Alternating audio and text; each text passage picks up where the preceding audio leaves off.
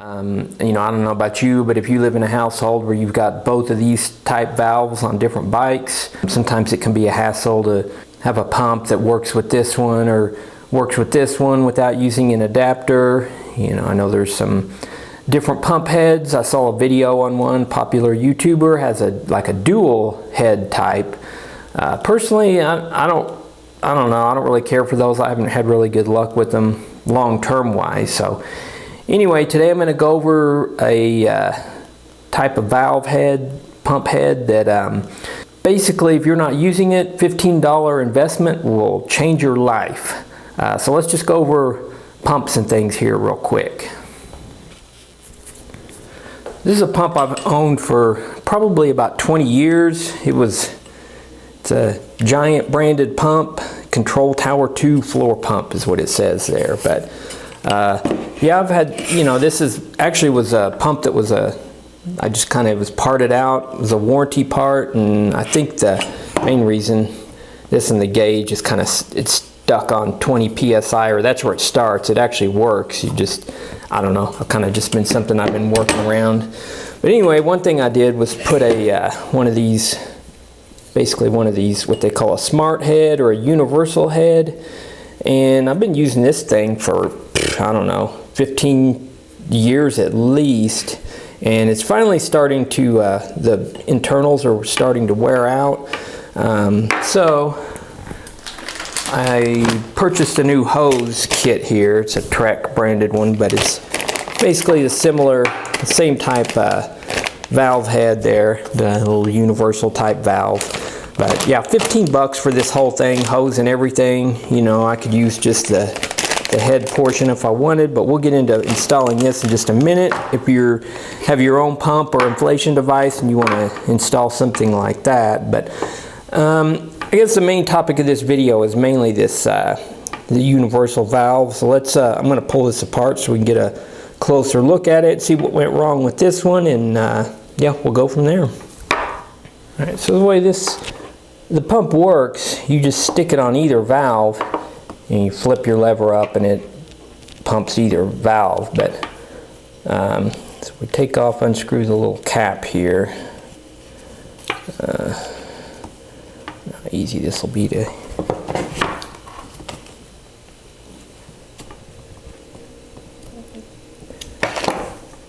looks like it's pumped up a few slime tubes here or there at some point. But basically the way this thing works, this little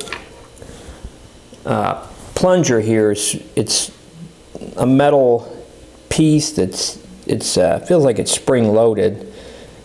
But what happens is when you push your Presta valve in here, it pushes this all the way back in, pushes that little this little metal rod with the little mushroom shaped end on it. It pushes it back and pushes it into this lever here. So as we flip that up, there's a little cam shape here, and it'll press up against the there's a little rubber grommet there, which this piece is replaceable. This is the main piece that wears out on these things. Just the rubber over time will get kind of wallowed out and won't grip as well, hold a tight seal. Anyway, it compresses this. Basically it pushes the whole assembly, basically the back side of this, up against the leading face of this, and then it grips onto the whichever valve you have. So Presta, it's going to push it back, kind of take that out of the way. It goes into that little gate right there.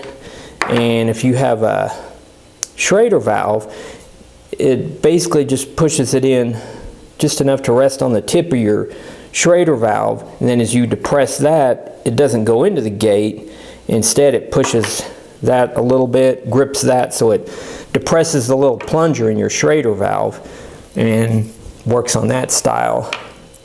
So what happened with this one, I don't know if this cap, I think, cracked. It got thrown around too many times, but either which way, it just pops off of the threaded portion here. So something on here is cracked or damaged. I mean, this pump's been used just here in my garage, and I've taken it to events and thrown it in the back of the truck or whatever and used it to inflate, 20, 50 tires in a single setting. So yeah, I kind of just think it's time for an upgrade. I wanted to just replace this portion here. So anyway, yeah, that's how that functions, and let's go ahead and get into this one. And so you can see it's essentially the same thing. Just you flip the head up, you can see that little rubber piece compressing there. So the way this one comes, just basically the bare hose, and you've got this little compression nut. I'm gonna set this aside for just a minute, and so we'll look at trying to replace this whole hose first. But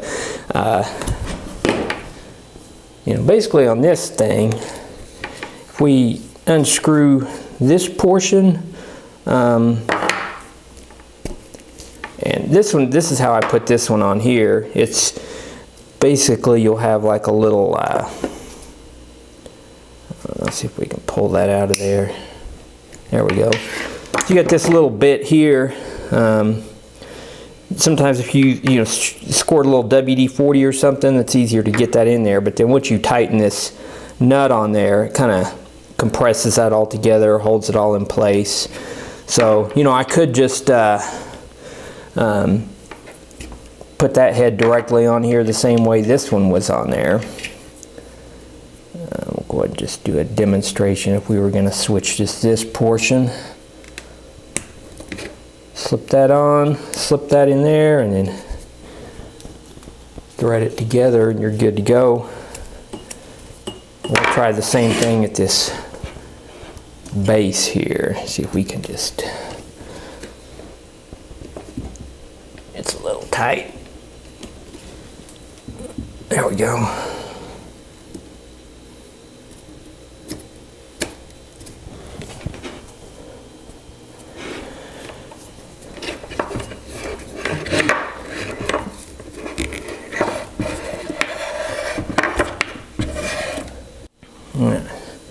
See if we can pop that up just a little, get a little, just shooting a little WD-40 in there, make this a little bit easier.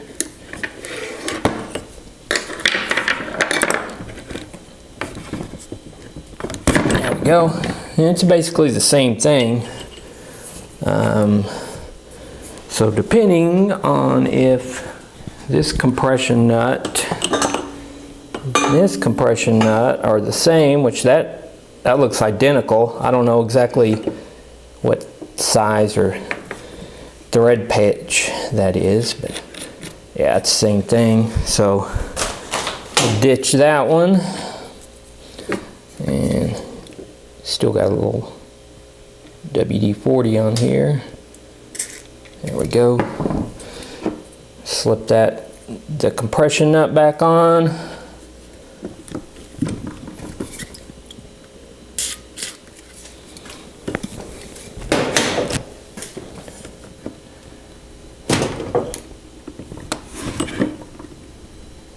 There we go. So that's on there. And slip that on. Let's test it out. All right. So yeah, this hose it's quite a bit longer, which I like. Let's put that on. And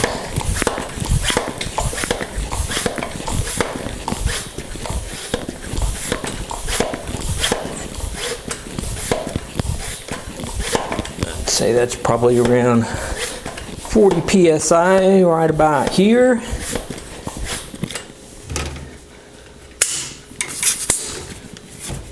I'll try the Presta valve version.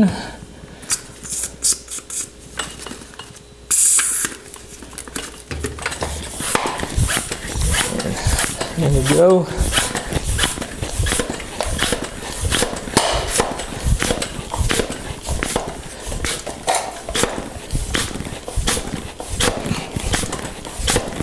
yeah, my road tires, I just had this little, I just pump it up to the little red piece there, which is about 100 psi, I guess.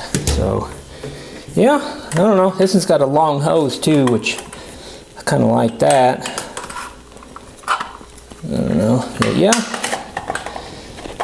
got that part fixed. Nice little upgrade. All right, so this guy here I've had for probably 7 or 8 years, since I was doing a lot of cyclocross. But this is, it's one of those little cordless,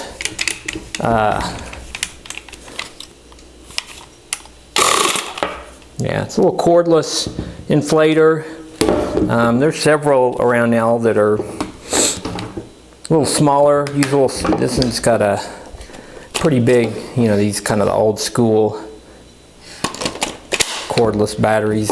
Ones nowadays are a lot smaller, but anyway, this thing came with a kind of just a real cheesy Schrader only thumb lock, you know, and you'd have to use a valve adapter or whatever if you were going to use it on a Presta valve. But I just went ahead and I've had this one forever too, put this on here. And so yeah, this thing comes in really handy if you're, I know I've done some support for some popular triathlon that was in Oklahoma, and we'd be lined up at, you know, 4 o'clock in the morning with 20, I don't know, however many, just an endless 2 hours worth of people lined up to get their tires topped off. And so this thing's really handy for that. You can see the little illuminated LED screen there, and you know, you don't have, after you do maybe 10 pump up 10 high pressure tires in a row, your arms start to get kind of fatigued and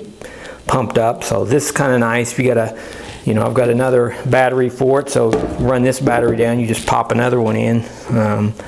But mostly I use this thing a lot of times for just, I don't know, around the house. You got a low tire, you can check your tire pressure in the car or whatever. Works really well for that. But this particular one, the way the hose was, I just stabbed the head down on there and then just used a hose clamp instead of the compression nut. So yeah, that's one way. Another way of doing it, if you have a weird, you know, maybe an older pump or something different with a, you know, different type of compression nut. Most of these hoses are pretty consistent as far as the inside diameter, so you can just stab the smart head right onto that. So and so if you have an actual compressor, at the shop we have like an EVT